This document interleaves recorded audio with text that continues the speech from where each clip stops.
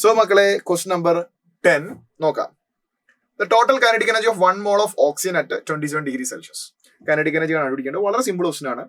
Kinetic energy is equal to F/2 nRT. F/2 is nothing but degree of freedom. ഒരു മോളാണ് oxygen ഉള്ളത്. Oxygen diatomic ആണ്. Degree of freedom 5 വരും.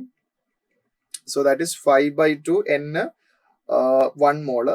6 ക്വസ്റ്റിൽ തന്നിട്ടുണ്ട് 8.31 and temperature 27 degree Celsius എന്നാണ് പറഞ്ഞത്. We should convert in to Kelvin. 27 plus 270, that is 300. So kinetic energy is equal to, നമുക്കിവിടെ 2ഉം 300ഉം cut ചെയ്താൽ 5 into 8.31 into 150.